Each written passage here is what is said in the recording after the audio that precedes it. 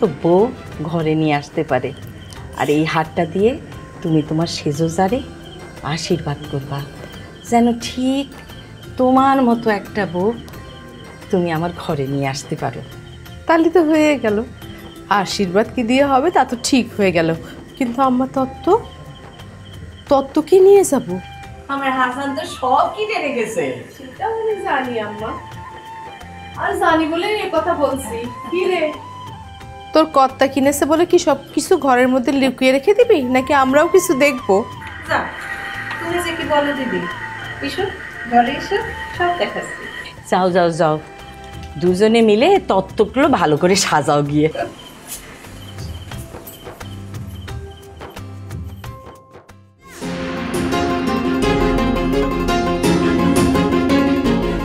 দাদা, আমরা আর কতক্ষণ হাত গুটিয়ে বসে থাকবো?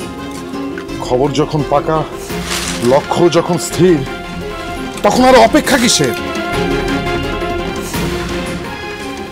আছে, অপেক্ষা আছে। আমরা এমন একজন মানুষের জন্য অপেক্ষা করছি যিনি অনেক বিশেষ কেউ। হঠকারিতায় নেওয়া সিদ্ধান্ত বারবার আমাদের বিফলতা ডেকে এনেছে, তাই হঠকারিতায় আর নয়। কিন্তু তুমি কার জন্য অপেক্ষা করছো আমি কিছুই বুঝতে পারছি না। কে কে সেই বিশেষ ব্যক্তি? আছে, আছে বিমল। তিনি এমন একজন মানুষ, ব্রিটিশ পুলিশের সামনে দিয়ে ঘুরে বেড়াবে, নাকের ডগায় দাঁড়িয়ে থাকবে, কিন্তু ব্রিটিশ পুলিশ তার কিচ্ছুটি করতে পারবে না। আর আমাদের মিশন সাকসেস করার জন্য তাকে আমাদের চাই। কোনো কিছু ভুল নেই তো? বাজার সদাই সব নিয়ে এসেছো? সে জগৎ আসে না কেন?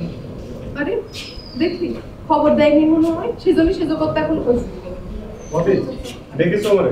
তাড়াতাড়ি বল, আমার কাজ আছে। আরে বসো তো, বসো বসো, তোমার এখন এত কাজ করতে হবে।